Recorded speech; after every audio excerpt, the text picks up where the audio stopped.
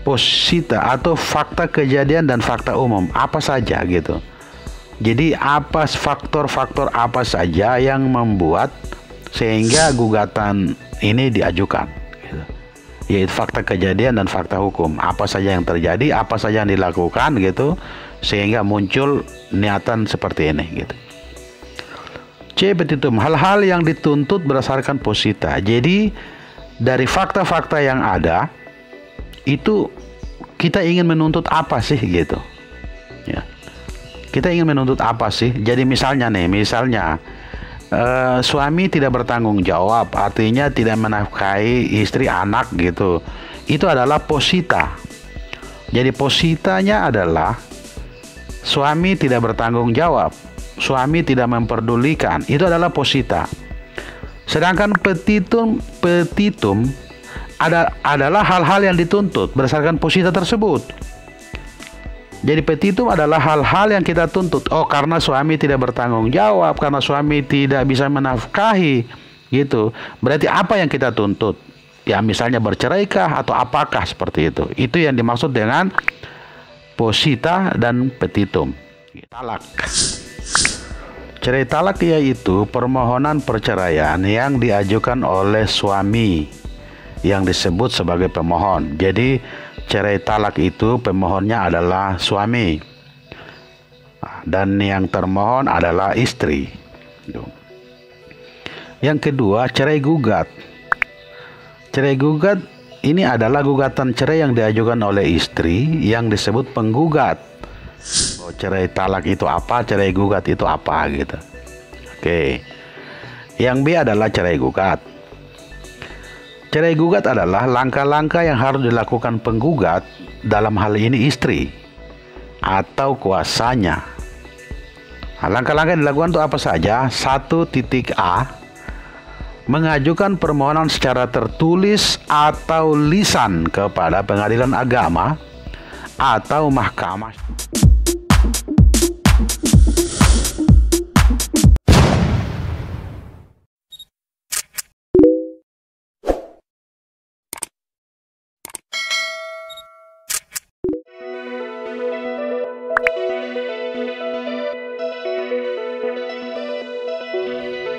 Selamat berjumpa dengan kami. Hari ini saya mencoba untuk cari-cari ya website mana yang bisa saya kunjungi. Siapa tahu ada informasi menarik yang bisa saya sampaikan untuk teman-teman sekalian. Hari ini saya coba masuk ke PA sengkang.go.id ya, jadi ini adalah websitenya Pengadilan Agama Sengkang kelas 1B ya. Jadi kita ingin mencari tahu kira-kira informasi apa yang bisa kami suguhkan untuk teman-teman sekalian gitu. Informasi apa yang bisa kami berikan untuk teman-teman sekalian. Coba kali ini kami akan mencari kira-kira ya. Ini adalah website milik Pengadilan Agama Sengkang di Jalan Akasia nomor 7, Kelurahan Bulu Pabulu, Kecamatan Tempe, Kabupaten Wajo, Sulawesi Selatan 90115. Teleponnya 0485218891 dan 0485211848. Kalau emailnya adalah pasengkang@gmail.com. Apa yang bisa kami sajikan untuk Anda? Saya coba mencari ya informasi gitu. Pengadilan ini visi, misi, tupoksi. Kalau di informasi umum itu ada daftar SOP gitu, program kerja tahunan, ada laporan tahunan, terus di menu kepanitraan itu ada prosedur berperkara, hak-hak pencari keadilan, tata tertib persidangan, SIPP. Oke. Terus di sekretariat Itu ada nama-nama pejabat struktural, ada statistik pegawai, ada laporan harta kekayaan pejabat negara, laporan harta kekayaan aparatur sipil negara ya. Ada layanan publik, itu ada pelayanan masyarakat tentang maklumat pengadilan, ada standar maklumat gitu, ada publikasi. Nah, kita coba masuk ke kepaniteraan. Itu ada direktori, ada prosedur berperkara. Ya, ini mungkin menarik ya. Prosedur berperkara. Ini mungkin informasi ini bisa kami sampaikan ke teman-teman siapa tahu ada yang memang ingin mengetahui prosedur-prosedur berperkara di pengadilan agama. Saya coba masuk ke menu prosedur berperkara.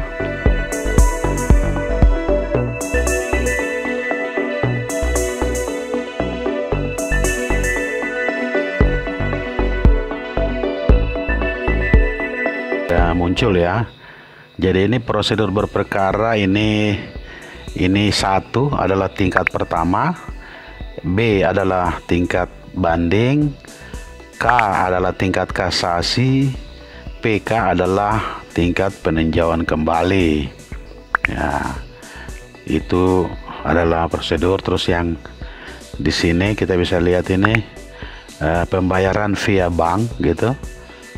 Jadi kalau berperkara itu pembayaran itu via bank bisa. Ini ada menu lagi tentang sisa panjar biaya perkara. Jadi ini adalah pengembalian sisa biaya gitu.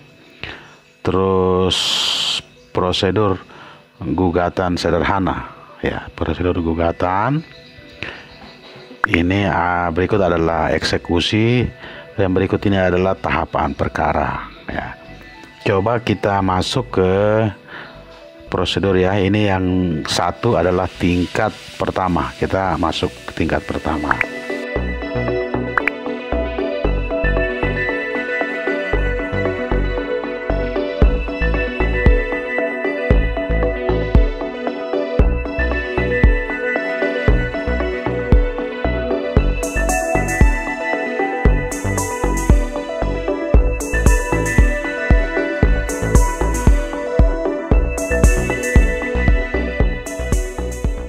Menu prosedur tingkat pertama gitu. Ini kita baca, ini judulnya pengaduan perkara tingkat pertama. Ini update-nya udah cukup lama nih, update-nya 5 Agustus 2019. Berarti prosedur ini masih sama ya, karena ini belum diupdate lagi.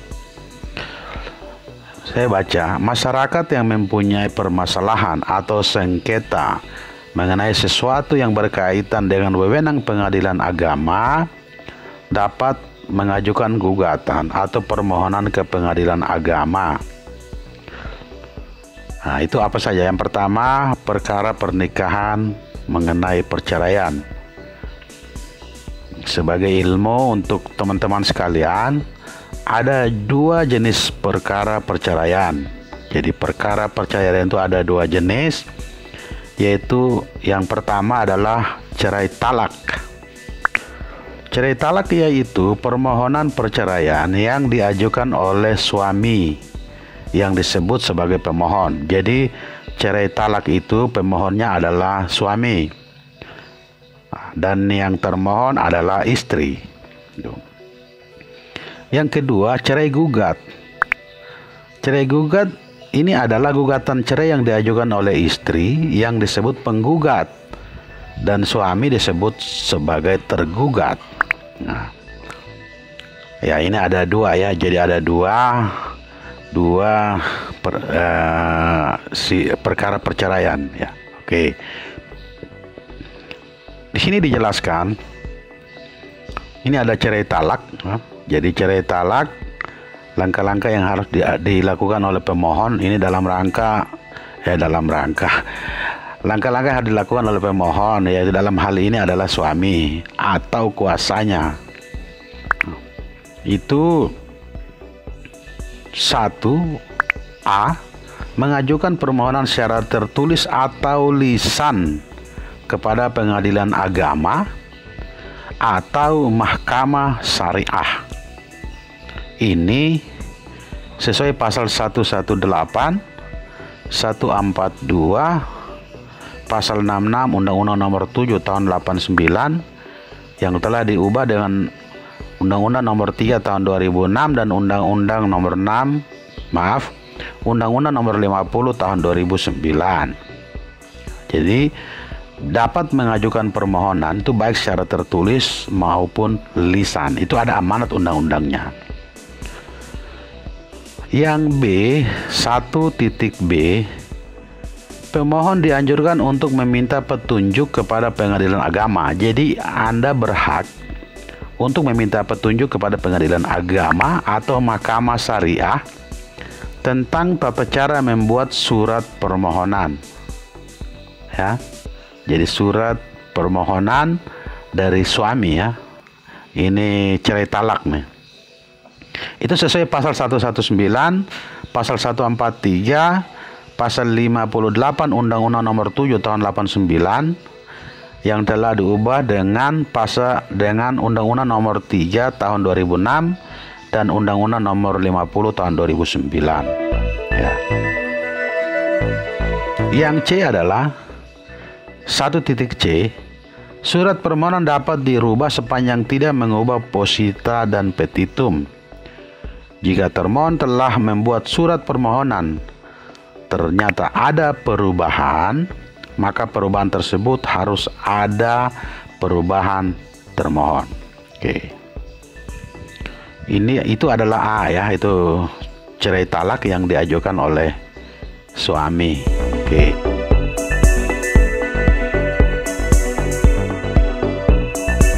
Cerai gugat. Jadi ini sebagai ilmu pengetahuan untuk kita semua. Ya itu jadi saya juga dengan membaca ini kan kita bisa ngerti bahwa cerai talak itu apa, cerai gugat itu apa gitu. Oke. Yang B adalah cerai gugat. Cerai gugat adalah langkah-langkah yang harus dilakukan penggugat, dalam hal ini istri atau kuasanya. Nah, langkah-langkah yang dilakukan itu apa saja? 1.a, mengajukan permohonan secara tertulis atau lisan kepada pengadilan agama atau mahkamah syariah. Sama ini pasalnya 118, 142 ya, pasal 73 Undang-Undang Nomor 7 Tahun 89 yang telah diubah dengan Undang-Undang Nomor 3 Tahun 2006 dan Undang-Undang Nomor 50 Tahun 2009. 1.b, pemohon dianjurkan untuk meminta petunjuk kepada pengadilan agama atau mahkamah syariah. Boleh, ini ada dasar hukumnya ya. Tentang tata cara membuat surat permohonan. Itu pasal 119, 143, Undang-Undang Nomor 50, pasal 58 Undang-Undang Nomor 7 Tahun 89 yang telah diubah dengan Undang-Undang Nomor 3 Tahun 2006 dan Undang-Undang Nomor 50 Tahun 2009. 1.c, surat permohonan dapat dirubah sepanjang tidak mengubah posita dan petitum. Jika termohon telah membuat surat permohonan namun ternyata ada perubahan, maka perubahan tersebut harus ada perubahan termohon. 2. Permohonan tersebut diajukan ke pengadilan agama atau mahkamah syariah. 2.a, yang daerah hukumnya meliputi kediaman termohon. Pasal 73 ayat 1 Undang-Undang Nomor 7 Tahun 89. 2.b, bila termohon meninggalkan tempat kediaman yang telah disepakati bersama tanpa izin pemohon, maka permohonan diajukan ke pengadilan agama, mahkamah syariah yang daerah hukumnya meliputi tempat kediaman pemohon.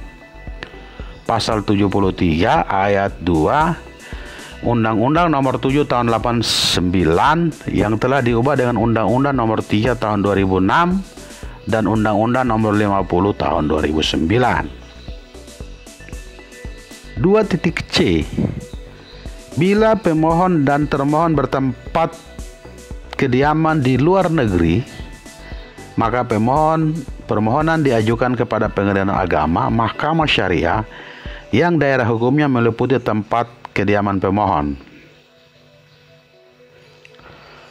2.d. Bila termohon dan pemohon bertempat kediaman di luar negeri, maka permohonan diajukan kepada Pengadilan Agama, Mahkamah Syariah yang daerah hukumnya meliputi tempat dilangsungannya pernikahan, atau kepada Pengadilan Agama Jakarta Pusat.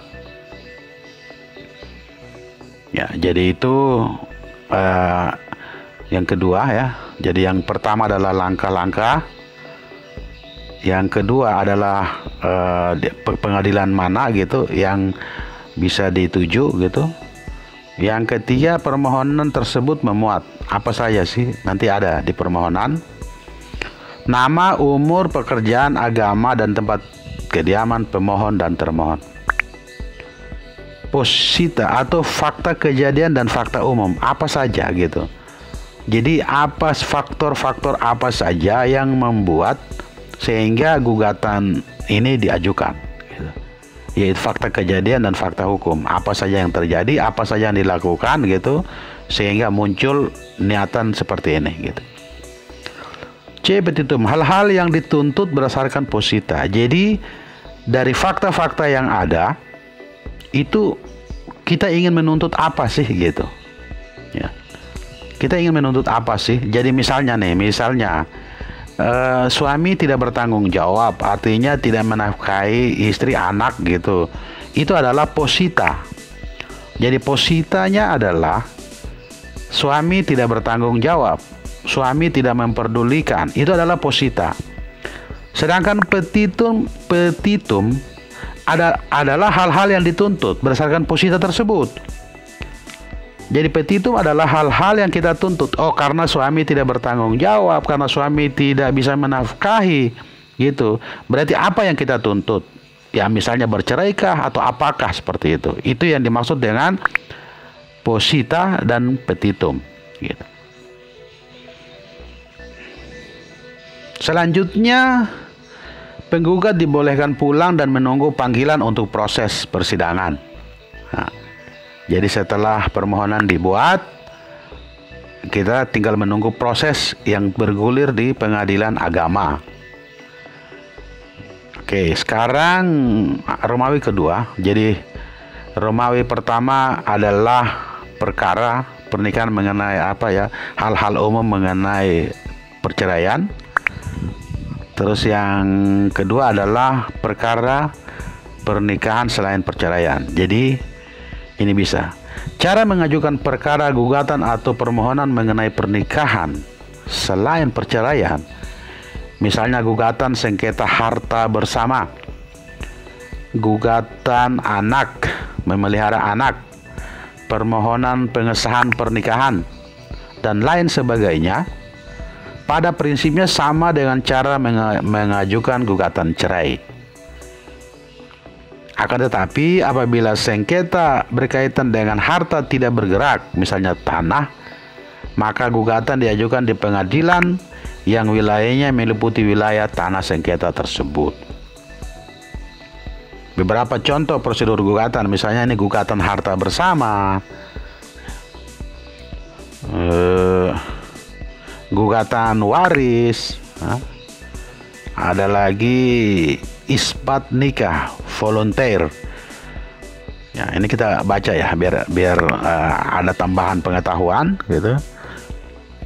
Permohonan isbat nikah dapat diajukan oleh suami istri atau salah satunya anak wali nikah atau pihak lain yang berkepentingan yang ditujukan kepada Pengadilan Agama yang daerah hukumnya menjadi tempat kediaman pemohon.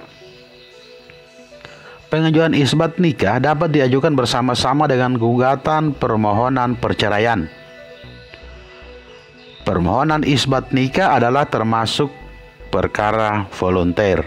Tetapi jika salah seorang suami atau istri meninggal dunia, maka permohonan isbat nikah seperti ini termasuk kontentius dan semua ahli warisnya harus dijadikan pihak. Oke. sekedar tambahan ilmu pengetahuan. Ini bagian ketiga, ini perkara selain pernikahan. Ini apa sih? Apa saja sih yang masuk dalam bagian ini? Cara mengajukan perkara gugatan selain pernikahan, misalnya gugatan sengketa mengenai wasiat, hibah, zakat, infak, sedekah, dan ekonomi syariah. Pada prinsipnya sama dengan cara mengajukan gugatan cerai. Akan tetapi apabila sengketa berkaitan dengan harta tidak bergerak, misalnya tanah, maka gugatan diajukan di pengadilan yang wilayahnya meliputi wilayah tanah sengketa.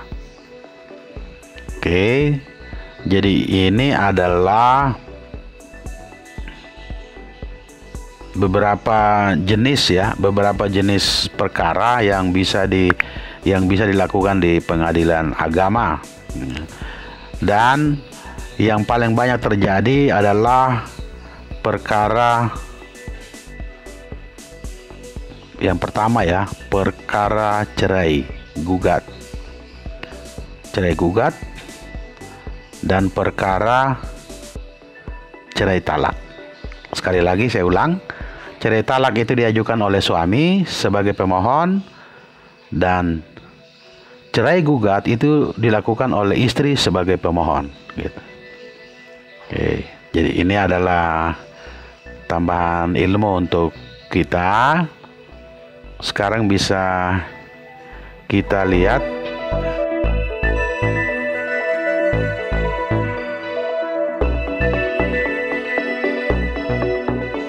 hak-hak ya, hak-hak pencari keadilan misalnya.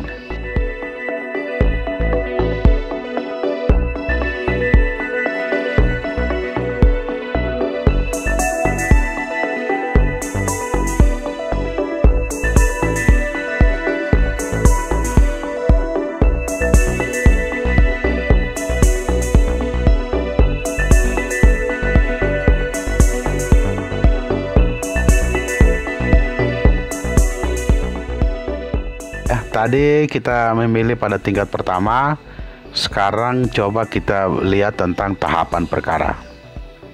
Jadi setelah kita pahami jenis-jenis perkara, sekarang kita akan melihat tentang tahapan perkara.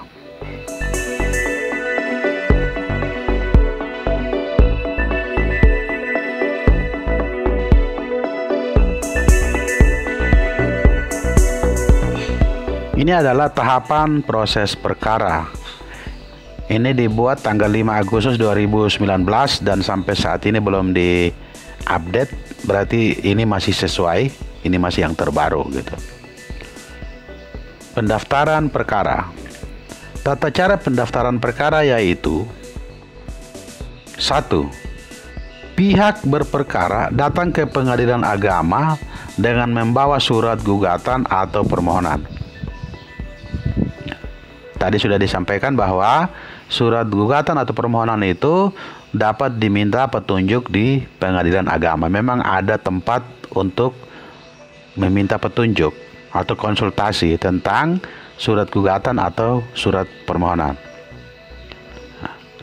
Yang kedua, pihak berperkara menghadap petugas meja pertama, meja pertama, dan menyerahkan surat gugatan atau surat permohonan yang telah kita buat tadi dengan berkonsultasi dengan pengadilan agama juga, atau ada undang-undangnya gitu, minimal 6 rangkap. Jadi kita serahkan surat gugatan atau surat permohonan itu minimal 6 rangkap beserta fotokopi kutipan akta nikah yang telah ditempeli materai dan cap pos dan fotokopi KTP bila itu untuk perkara bercerai, perkara perceraian.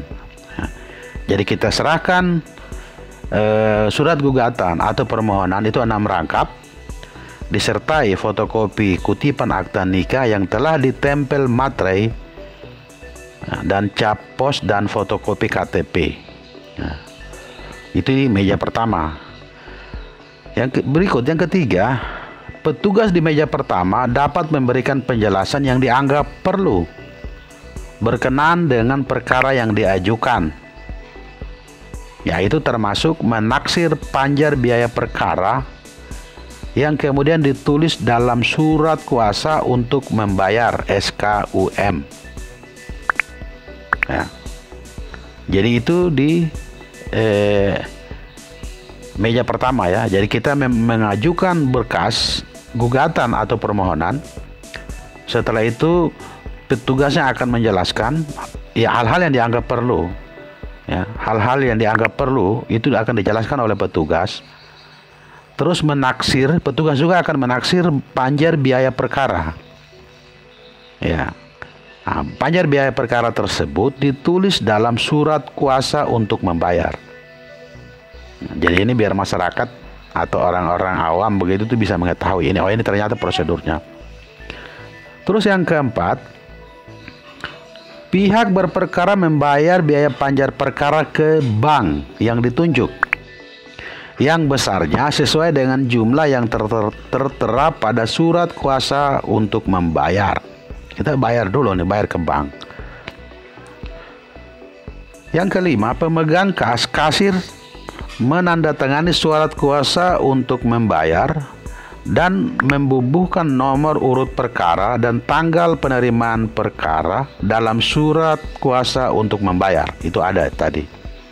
Kemudian menyerahkan tindasan pertama surat kuasa untuk membayar yang telah dicap lunas dan surat gugatan atau permohonan kepada pihak berperkara.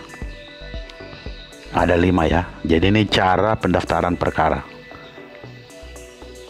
Ya. Ya, ini adalah skemanya, skema. Jadi ini datang gitu. Datang terus menyerahkan di meja pertama surat gugatan atau permohonan. Ya, terus petugas di meja pertama itu menjelaskan tadi hal-hal yang dianggap perlu, termasuk membuat surat untuk membayar tadi. Terus para pihak ini ke bank untuk membayar, ya. Terus datang membawa surat tadi yang dari bank yang telah digunakan untuk pembayaran itu untuk ke kasir, gitu. Ini adalah skemanya sampai ke meja 2. Dan seterusnya, ini sampai ke persidangan gitu. Nanti di meja 3 adalah akta cerainya gitu. Oke. Sekarang yang kita masuk ke tahapan-tahapan penanganan perkara di persidangan.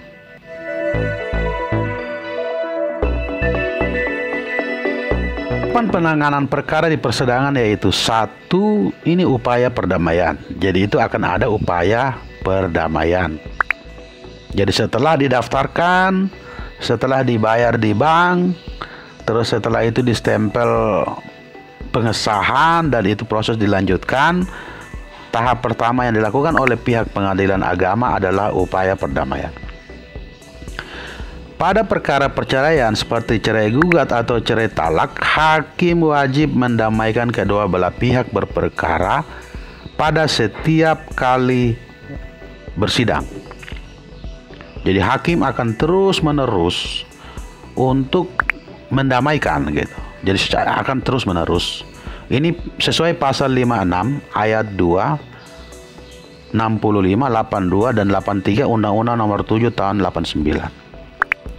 Dan selanjutnya, jika kedua belah pihak tidak hadir di persidangan, dilanjutkan dengan mediasi. Gitu. Jadi tadi upaya perdamaian, tapi ternyata tidak hadir gitu, itu dilanjutkan dengan mediasi. Itu sesuai dengan peraturan Mahkamah Agung nomor 1 tahun 2008. Kedua belah pihak bebas memilih hakim mediator. Jadi mereka bisa memilih hakim yang mediator yang tersedia di pengadilan agama tanpa dipungut biaya. Apabila terjadi perdamaian, maka perkara dicabut oleh penggugat dan perkara dinyatakan selesai. Dalam perkara perdata pada umumnya setiap permulaan sidang sebelum pemeriksaan perkara, hakim diwajibkan mengusahakan perdamaian antara kedua belah pihak. Dan jika tidak damai dilanjutkan dengan mediasi. Jika tidak damai, maka dilakukan mediasi. Dalam mediasi ini, para pihak boleh menggunakan hakim mediator yang tersedia di pengadilan agama tanpa dipungut biaya, kecuali para pihak menggunakan mediator dari luar yang sudah punya sertifikat. Maka biayanya seluruhnya ditanggung oleh kedua belah pihak berdasarkan kesepakatan mereka. Apabila terjadi damai, maka dibuatkan akta perdamaian. Akta perdamaian ini mempunyai kekuatan hukum yang sama dengan putusan hakim dan dapat dieksekusi, tetapi tidak dapat dimintakan banding, kasasi, ya. Jadi kalau ternyata mediasi itu berhasil, berarti itu akan dibuatkan akta perdamaian. Jadi kalau mediasinya berhasil, berarti itu tidak bisa dilakukan banding, kasasi, atau peninjauan kembali. Apabila tidak terjadi damai, mediasi gagal, baik perkara perceraian maupun perkara perdata umum, maka proses pemeriksaan perkara akan dilanjutkan. Ya, ini terus kita masuk ke tahapan berikut, tahapan kedua. Pembacaan surat gugatan penggugat. Sebelum surat gugatan dibacakan, jika perkara perceraian, hakim wajib menyatakan sidang tertutup untuk umum. Jadi sidang perceraian itu sidang tertutup untuk umum. Sementara perkara perdata umum sidangnya selalu terbuka. Surat gugatan penggugat yang diajukan ke pengadilan agama itu dibacakan oleh penggugat sendiri. Jadi dia membaca sendiri surat yang telah dibuat, atau salah seorang majelis hakim. Dan sebelum diberikan kesempatan oleh majelis hakim kepada kepada tergugat untuk memberi tanggapan, pihak penggugat punya hak untuk mengubah, mencabut, atau mempertahankan isi gugatan. Jadi sampai pada pembacaan itu masih ada peluang untuk membatalkan, mencabut, atau apa gitu. Apabila penggugat menyatakan tetap tidak ada perubahan dan tambahan dalam gugatan, kemudian persidangan dilanjutkan ke tahap berikutnya. Ya, jadi tahap kedua pembacaan gugatan oleh penggugat. Terus nanti tahap ketiga adalah jawaban tergugat. Jadi kalau istri mengajukan berarti akan ada jawaban suami. Setelah gugatan dibacakan, kemudian tergugat diberi kesempatan mengajukan jawaban. Baik ketika sidang hari itu juga atau sidang berikutnya, bisa saja sidang ditunda pada sidang berikutnya. Jawaban tergugat dapat dilakukan secara tertulis atau lisan, bisa jawab langsung, bisa juga dibuat dalam bentuk tulisan. Itu sesuai pasal 158 ayat 1. Pada tahap jawaban ini, tergugat dapat pula mengajukan eksepsi, tangkisan, atau rekonvensi gugatan balik. Dan pihak tergugat tidak perlu membayar biaya perkara. Setelah ada jawaban dari tergugat, terus ada replik lagi dari penggugat, tanggapan gitu. Setelah tergugat menyampaikan jawaban, kemudian si penggugat diberi kesempatan untuk menanggapinya sesuai dengan pendapat penggugat. Pada tahap ini mungkin penggugat tetap mempertahankan gugatannya atau bisa pula berubah sikap setelah mendengar jawaban tergugat. Bisa saja. Jadi setelah jawaban tergugat, pihak penggugat itu bisa berubah sikap karena jawaban itu, atau bisa juga bertahan dan melanjutkan proses gitu. Ya, setelah penggugat membuat replik, terus ada kesempatan lagi, duplik namanya, duplik dari tergugat.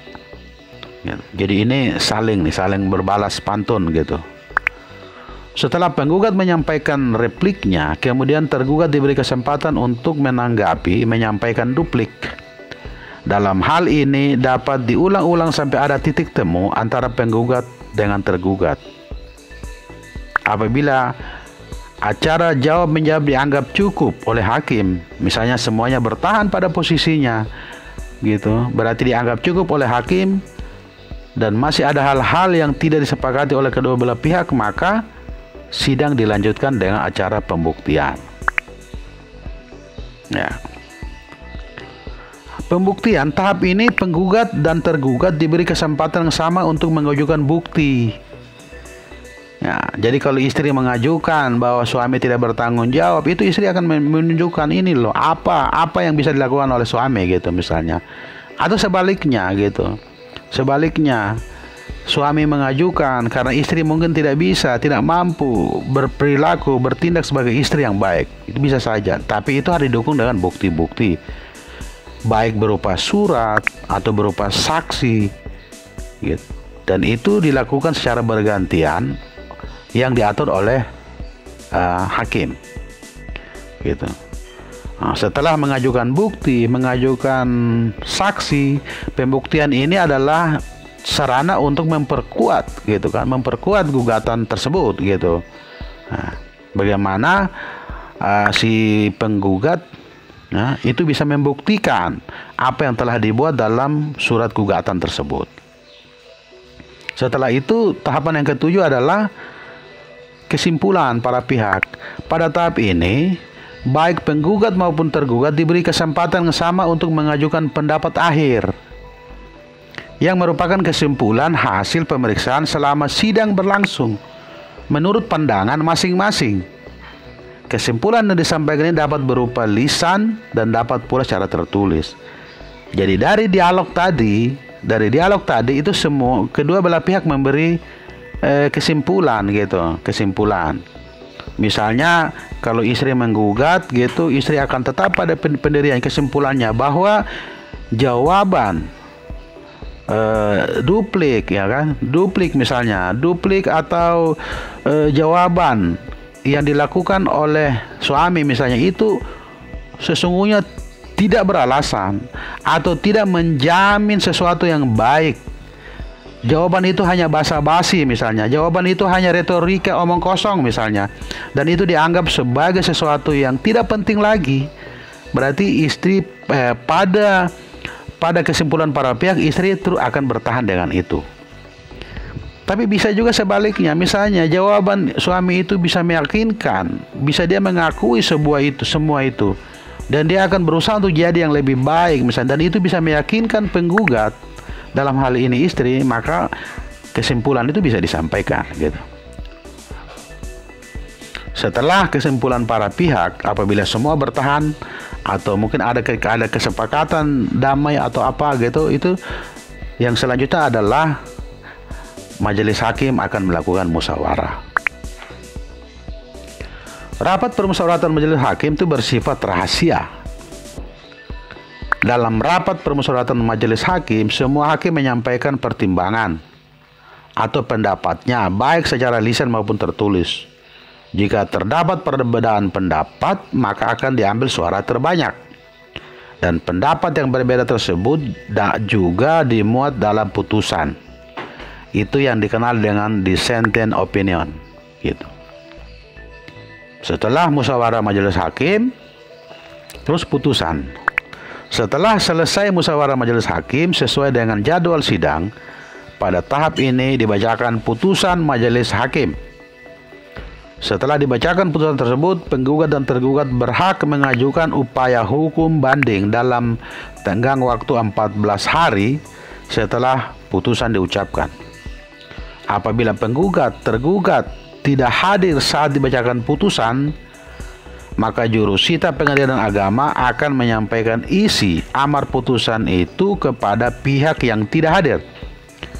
Dan putusan baru berkekuatan hukum tetap setelah 14 hari amar putusan diterima oleh pihak yang tidak hadir. Ini ada catatan. Perkara cerai talak masih ada sidang lanjutan, yaitu sidang pengucapan ikrar talak, dan ini dilakukan setelah putusan berkekuatan hukum tetap. Kedua belah pihak akan dipanggil lagi ke alamatnya untuk menghadiri sidang tersebut.